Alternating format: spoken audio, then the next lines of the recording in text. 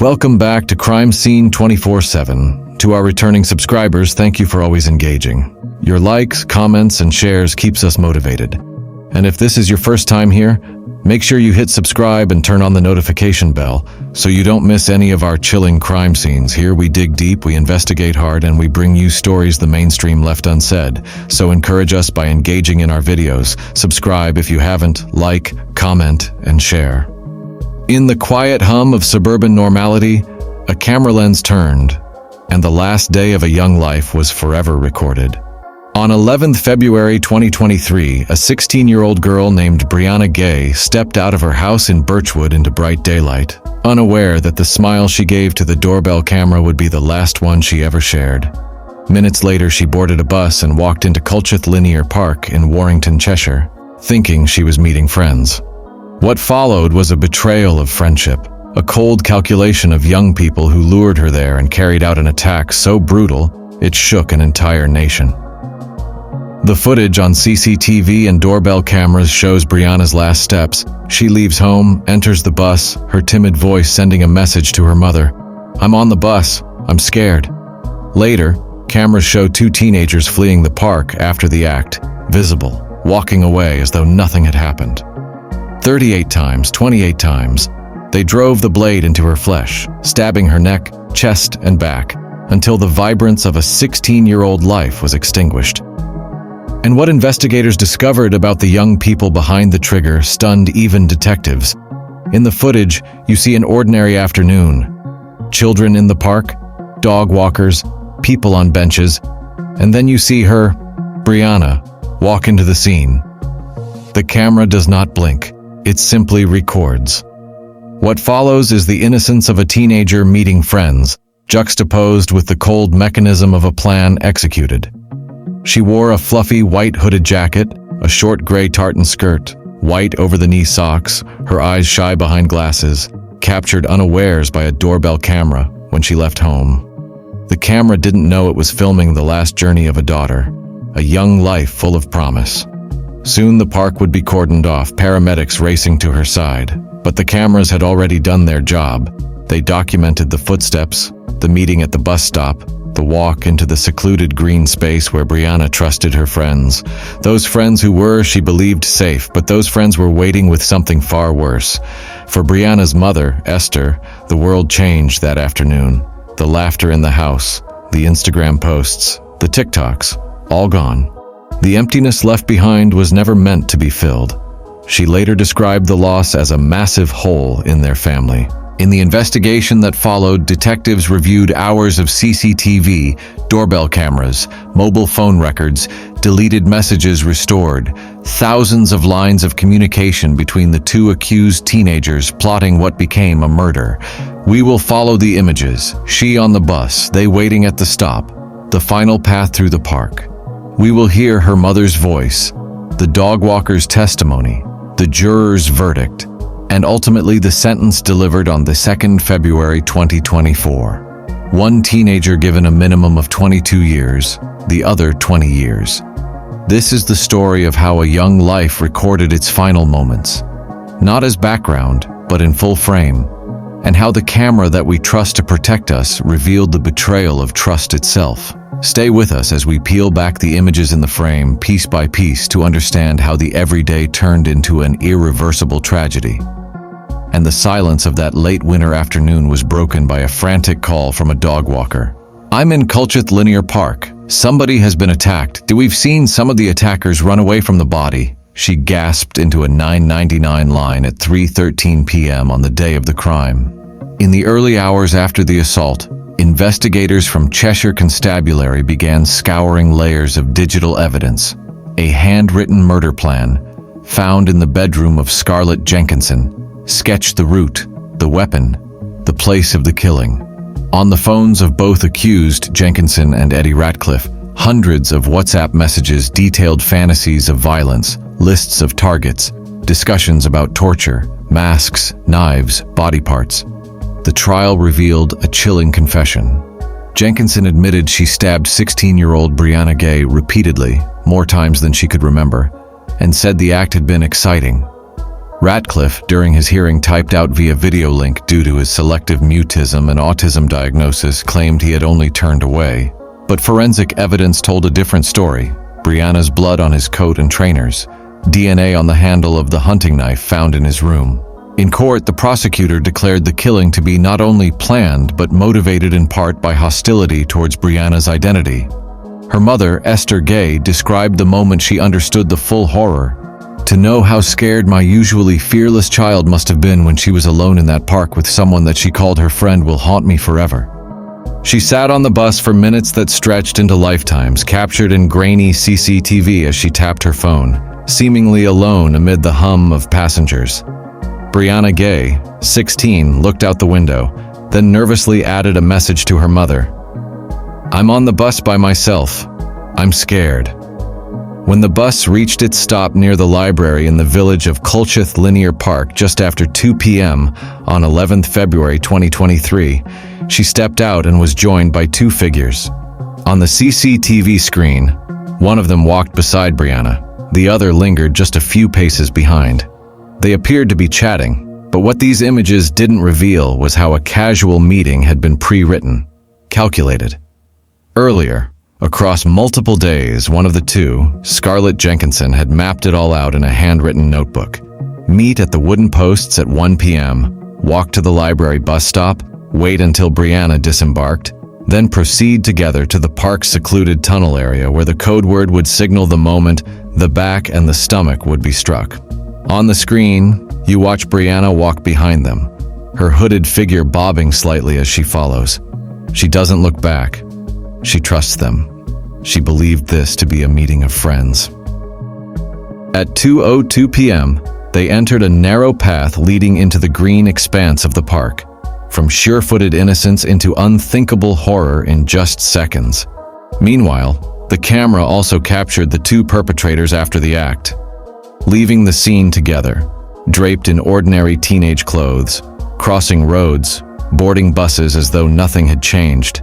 And yet, everything had. Inside the police control room, detectives watched the loop of footage. They paused on the moment where the post-coded plan became reality. The path, the tunnel, the weapon. All elements matched the writing found in Jenkinson's room. Each frame of CCTV became a witness to premeditation. For Brianna's mother, even the home camera footage shattered what she believed to be safety. The image of her daughter closing the gate behind her that afternoon, in her white hoodie and gray skirt, became the final memory. The doorbell camera, which was meant to signal arrival, now signals tragedy. As investigators pieced together the timeline, mobile phone data revealed chilling overlaps. Messages read, deleted, images hidden. At the same time, the visual record stood stark. Bus journeys, path entries, then the empty void where Brianna should have continued. And as the sun dipped below the horizon on 11th February 2023, the investigation into the murder of Brianna Ghey entered a new phase, one that reached into bedrooms, phones, and minds. Investigators discovered handwritten notes in the room of Scarlett Jenkinson, whom the court later found to be the driving force behind the killing. These pages were not the idle scribblings of a creative mind. They detailed dates, locations, times, and methods for overthrowing a life. At the same time, detectives found hundreds of WhatsApp messages between Jenkinson and Eddie Ratcliffe, exchanges that revealed not only fantasies of violence, but cold calculation. They discussed lists of targets, how they would carry out the murder, the weapons to use, and the moment the code word would signal the attack. Surveillance footage didn't just record the final journey, it captured the aftermath. Clear CCTV from the park shows Jenkinson and Ratcliffe walking away from the scene, relatively calm, indistinguishable from any teenagers on an afternoon outing. As one psychologist told the court, they weren't running. The pace they were walking, if you were driving past, you would have no clue they'd committed a crime. The court heard the weapon, a hunting knife brought by Ratcliffe, and how Brianna's blood was found on his coat and shoes, how he had attempted to wash the clothes afterwards. Meanwhile, Jenkinson admitted that she found the idea of killing quite interesting, even telling a psychiatrist that she enjoyed it. And for Brianna's mother, Esther Ghey, Every recorded second counted.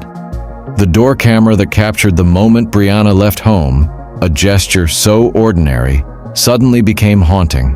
The CCTV frames printed the irreversible: a teenager trusting friends, a journey on a bus, a path through greenery, a plan executed behind the lens of the very devices meant to protect. The courtroom fell silent as Judgment Day arrived on 2nd of February 2024 at Manchester Crown Court. The accused, Scarlett Jenkinson and Eddie Ratcliffe, were formally named after reporting restrictions were lifted. The judge made clear that both would be held on a mandatory life sentence, with minimum custodial terms set at 22 years for Jenkinson and 20 years for Ratcliffe, before parole could even be considered. In delivering the sentence, the judge described the murder of Brianna Ghey as sadistic in nature and concluded that it was motivated in part by hostility because of Brianna's transgender identity. The court heard that while Jenkinson bore primary responsibility for planning and executing the attack, Ratcliffe was no passive bystander. He knew what Scarlett wanted to do and why, and played his role. The family of Brianna sat in the gallery, and each line of the verdict seemed to carry a new wave of grief. Her father, without words, nodded once. Her mother, wiping away tears, later said that no prison term could ever fill the void left by her daughter's absence. This hearing did not mark the end. It marked the beginning of lifelong supervision. The judge emphasized that release would only be possible if the parole board found they no longer posed a danger. For Jenkinson, "I have concluded your primary motivation was your deep desire to kill," she said. For Ratcliffe, "You understood her desire to see Brianna suffer.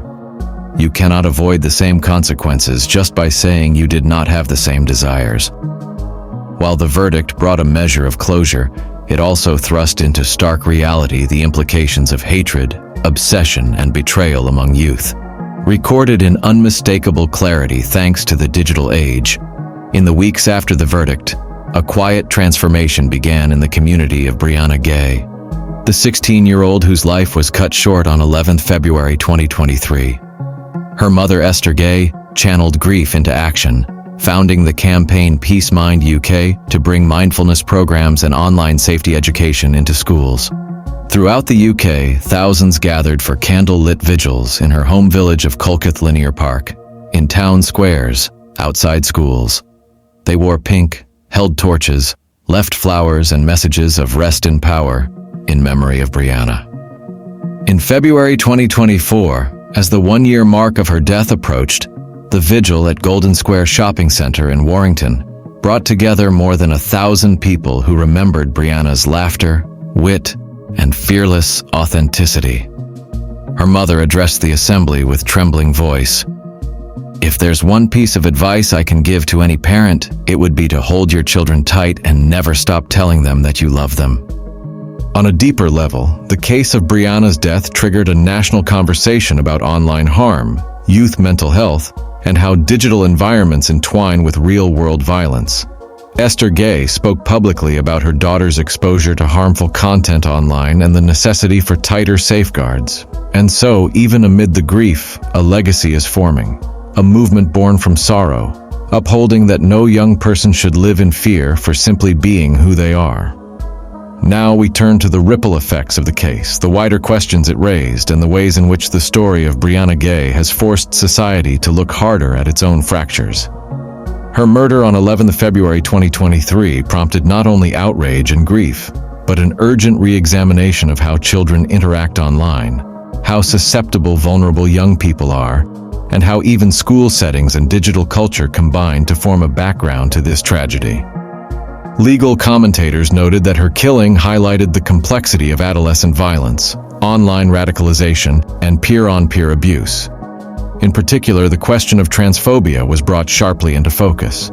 While the judge in sentencing found that part of the motivation for the killing was hostility to Brianna's transgender identity, commentators argued the case exposed gaps in hate crime law and the ways in which the status of young victims and perpetrators complicates legal responses. Beyond the legal dimension, Brianna's mother, Esther Ghey, has become a public advocate for change.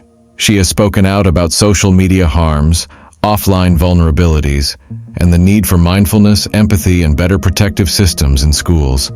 Her message, that Brianna was more than a victim. She was a person whose life and death should spark reform. Schools, counselors, and youth workers across the UK have referenced this case as a warning. How young people with neurodivergence, mental health struggles, or online exposure may become isolated or targeted. How conversations about kill lists among teenagers, fascination with violence, or dark web content are no longer just shocking headlines, but signals demanding attention. The digital layers of the story are especially haunting. Thousands of deleted messages, handwritten plans, hunting knife purchases, and a friend who turned out to be the lure. These elements together form a mosaic, not just of the murder, but of what some describe as a culture of disaffection, violence, and risky connectivity among youth.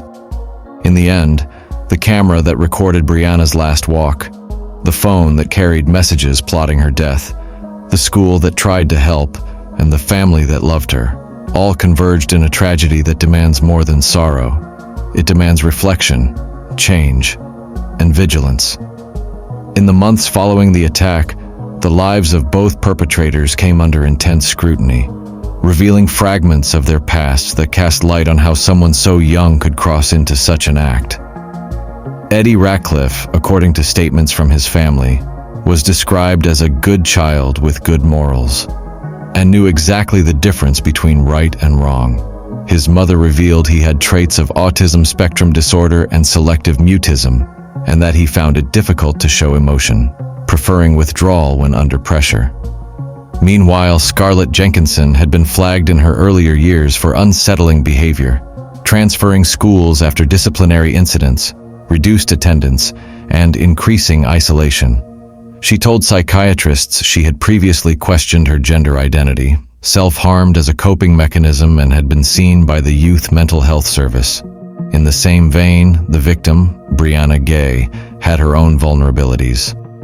Diagnosed with attention deficit hyperactivity disorder, autism, and anxiety, she required one-to-one support at school and struggled to navigate social situations in a world that often misunderstood her. Her mother later described how Brianna had told her she would kill herself if she didn't receive medication for her transition, illuminating the depth of distress she carried. These individual profiles did not serve to excuse the crime, but they do underscore how overlooked pressures, undiscovered warning signs, and unaddressed trauma played roles in shaping this tragedy.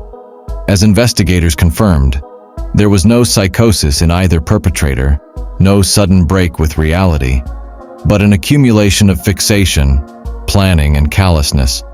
And so, behind the footage, the texts, the blades, and the sentencing, that is the human terrain. A teenager wanting to live, two others with worlds of complexity behind them, manuals of harm drafted in teenage bedrooms, a community shaken, asking if more might have been done. In the hushed morning light of 15th of March 2023, the world paused to honor Brianna Ghey, not simply as a victim, but as a radiant presence whose absence would be permanently felt. The service held at St. Elphin's Parish Church in Warrington brought together scores of mourners, many strangers to one another, yet bound by grief and by the slim hope that love might stretch one more arm around the missing. As the soft strains of video games by Lana Del Rey played, a horse-drawn carriage bearing a pink coffin swept up to the church doors. Two white horses draped in pink plumes guided the final journey of a girl whose full life was becoming memory. Inside, the prayers offered by the Reverend stressed a simple, yet aching truth. Give us the courage to love one another. In those words echoed the story of a family and a community stretched beyond endurance, asking for strength when none seemed left. Friends delivered letters on Brianna's behalf, one describing her as the prettiest, most perfect girl who loved clothes, makeup, jewelry, and social media. Another recalling the laughter they shared, the clothing tips, the inside jokes, pieces of a life so ordinary they felt sacred now. Outside, mourners clad in shades of pink stood in gentle rain, holding balloons, flowers, and the fragile threads of hope that her death might not be for nothing. The school she attended, Birchwood Community High School, spoke of her bravery, her wit and humor, and how much they learned from her. In that moment of farewell, the camera lenses and phone screens that had once captured her final movements became silent spectators to a memory in motion, one that would carry her voice, style, and spirit into the years ahead. For Brianna's mother, the grief was deeply personal, yet the service gave the family a space to breathe, to let others acknowledge the brilliance of her child before the void closed in. And so, as hymns faded and limousines followed the carriage into the private grounds of the crematorium, a promise was born in that pink-lit farewell, that Brianna's light would not vanish, it would become a legacy. And now we turn to how the memory of Brianna Ghey is shaping the future, and how her mother, Esther Ghey, is channeling heartbreak into change. In the autumn of 2023, a new initiative launched under the banner of the Brianna Ghey Legacy Project and its campaign, Phone-Free Education. At the heart of it, the belief that the mobile phone screen, which had held so many of Brianna's anxieties, might become a tool for prevention rather than escape. Esther had come to believe that phones were not just distractions, but doorways into dangerous content, and that schools needed to reclaim their role as places of real connection. In September 2025, Esther addressed a reception at the UK Parliament, joined by MPs, educators, and mental health advocates. She spoke of how Brianna's phone use had escalated into something she described as addiction, and how in her last months the screen had been a refuge from pain and a trap. She called for statutory guidance to ban or restrict smartphones in schools, lockable pouches at entrances, and better funding for mental health support. Meanwhile, her grassroots work through PeaceMind UK began delivering mindfulness sessions, well-being workshops, and digital safety educational programs into schools and communities. The project's Youth Advisory Board now includes students who've lived through the very online pressures Brianna faced, and they help shape the campaigns, the resources, the conversations. Esther has also spoken of forgiveness and of connection, even meeting the mother of one of the perpetrators, saying she felt no resentment and recognizing that both of them were mothers navigating grief. That gesture of extraordinary compassion has drawn wide attention. So while the CCTV footage and the trial transcripts tell the story of a life lost and a crime committed, these growing initiatives tell a story of potential transformation. Brianna's name is now tied to campaigns in schools, to online safety reform, to mental health education, and her voice through others is still speaking. In the months that followed, the tragic death of Brianna Ghey sparked important shifts beyond the courtroom, in school culture, policy debate, and community safeguards. At her former school, Birchwood Community High School in Warrington, administrators introduced a system of lockable pouches that required students to store mobile phones for the entire day. Head teacher Emma Mills reported that after implementation, students say they like the break from phones. It has reduced their stress levels knowing they don't have to think about what is happening. In the halls of Parliament, the case was invoked as a catalyst for broader well-being initiatives. On 7th of February 2024, during a debate over mindfulness in schools, a member of Parliament referenced Brianna's case and the campaign launched by her mother, Esther Ghey, emphasizing the need for mindfulness programs in every school. Meanwhile, the push for legislative and regulatory change gained momentum. Campaigners pointed to research suggesting that only a small percentage of secondary schools fully ban student use of mobile phones during the school day, an inconsistency that, they argue, undermines children's mental health and safety. One regulator, Ofcom, raised specific concerns about how emerging technologies such as chatbots were being misused, citing incidents where user-built bots imitated Brianna and another young person, pointing to new risks faced by children online under the scope of the Online Safety Act 2023. In sum, out of the terrible loss emerged a series of reaction points: changes in school policy, efforts in mental health support, and renewed scrutiny of children's interaction with digital media. These shifts may not undo what was lost, but they signal a collective recognition that prevention must accompany prosecution. And now, as the final frames fade from the screen, what remains are not the faces of those who committed this act, but the echoes of a world still trying to understand why. Brianna Ghey's story has become more than a headline. It is a mirror. It reflects the dangers that thrive in silence, the violence that festers in digital corners, and the fragility of trust when young hearts are shaped by cruelty instead of compassion. Her final walk, captured forever in the unblinking lens of CCTV, stands as a warning and as a plea. Because in every home, there is another child scrolling late at night, another teenager trying to find belonging in pixels and posts, another parent unaware that danger can reach through a screen faster than any knock at the door. The lesson of Brianna's story is not only about loss, it's about vigilance. It's about asking harder questions, looking closer and refusing to ignore warning signs. It's about remembering that evil often hides in ordinary faces and ordinary places. Her mother, Esther, turned her grief into movement, a movement calling for mindfulness, digital safety, and a future where no young person is left alone in their pain. She reminds us that we each have a role in that change, to speak up, to check in, to choose kindness when it matters most. So as you step away from this story tonight, remember Brianna, not as the girl on a CCTV screen, but as a symbol of why we must keep fighting for safety, empathy, and accountability. This is Crime Scene 24/7, where every story carries a truth the world needs to hear. If this story moved you, don't just watch, act, share Brianna's story. Support her legacy through PeaceMind UK and Brianna's Legacy Foundation. Start conversations in your schools, your homes, your online spaces, and above all, stay aware, stay compassionate, and never turn away from the stories that hurt to tell. Because awareness saves lives, and every frame of justice begins with someone who refused to look away. You've been watching Crime Scene 24/7. Subscribe, share, and stand with us, because every voice, every view keeps the light on in the darkest places.